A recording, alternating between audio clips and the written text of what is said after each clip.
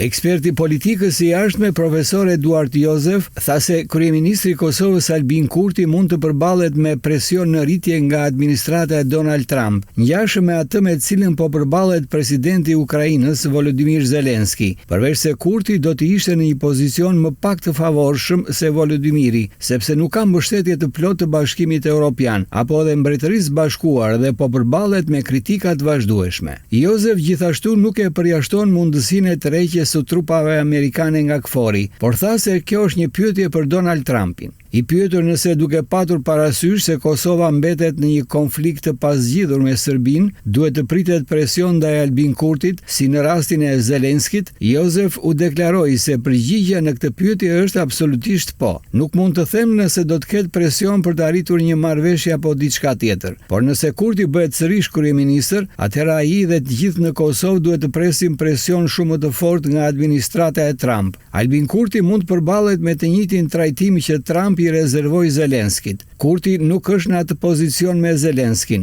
Presidenti i Ukrainës ka një mbështetje të madhe europiane, ka mbështetjen e Mbretërisë Bashkuar, kurse Kurti nuk e ka këtë mbështetje dhe po merr kritika prej Unionit Evropian, ka shpjeguar Jozef dhe kujtoi se Kurti ka marrë kritika edhe nga administrata më parshme amerikane e Joe Biden. Nuk është diçka që të ka të bëjë vetëm me Trumpin. Kjo ka të bëjë me zhgënjimin e të gjithë vendeve perëndimore me lëvizjet e Kurtit, përveç problemeve që ka me Serbinë. E pranoi se Serbia në udhëheqjen e presidentit Vučić ka ndërmarrë hapa për të provokuar dhe destabilizuar situatën. Por në të njëjtën kohë Kurti në mënyrë të panevojshme provokoi situatën veri të Kosovës dhe nuk arriti të përmbush përgjegjësinë e tij si kryeministër i të gjithë qytetarëve të Kosovës. Ai nuk e ka përmbushur këtë ndaj serbëve, të cilët janë qytetarë të Kosovës dhe të cilët Kurti duhet të përpiqet t'i largojë nga Beogradi në vend që të ushtrojë presion mbi ta, duke i detyruar ata të shikojnë nga Beogradi dhe jo nga Prishtina, deklaroi Jozef. Eksperti politikës i jashtme profesor Eduard Jozef, duke u përgjigjur pyetjes nëse presidenti amerikan Donald Trump mund të përfundojë një marrëveshje që mund të përfshijë shkëmbim territoresh mes Kosovës dhe Serbisë,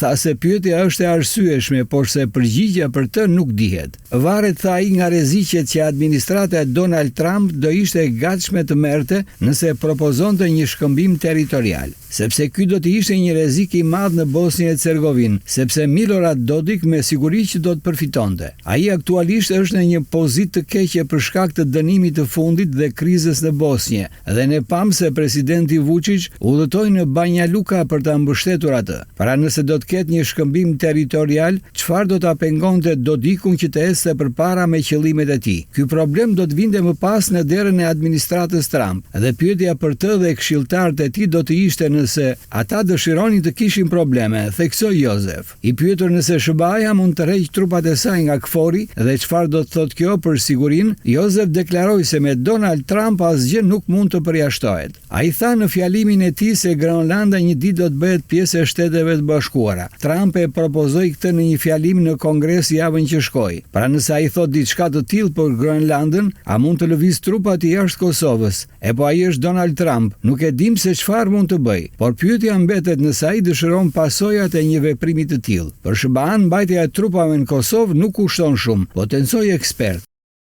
Qeveria e Kosovës miratoi në mbledhjen e së mërkurës një marrëveshje bashkëpunimi në fushën e mbrojtjes me Shtetet e Bashkuara të Amerikës. Qëllimi i kësaj marrëveshje është që të dyja palët të angazhohen avancimin e bashkëpunimit në fushat e mbrojtjes, si planifikimi i mbrojtjes, qëndrueshmëri strategjike dhe ngritjet e kapaciteteve strategjike ushtarake.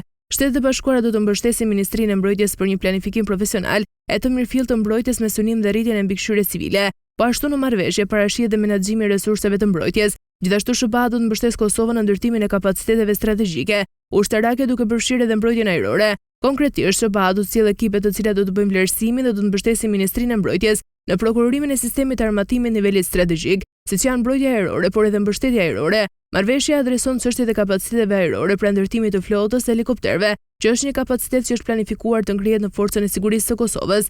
Gjithashtu për këtë çështje kemi pasur takime të rëndësishme gjatë vizitës që kemi pasur së bashku me komandantin e FSK-s në Washington. Ministri maqedonci konfirmoi se Kosova ka mbështetjen amerikane për blerjen e helikopterëve Black Hawk, por edhe sistemeve të tjera. Ai shtoi se synojnë që së shpejti të sjellin dhe sistemin Javelin, për të cilën po vijojnë pagesat. Ne jemi duke ekzekutuar tashmë pagesat për sistemin kundër tank Javelin. Do të kemi në kohë në Forcën e Sigurisë së Kosovës, bazuar në planet për furnizimin me to. Ne jemi duke bërë përpjekje që një sasi ta kemi që këtë vit shtoi ministri.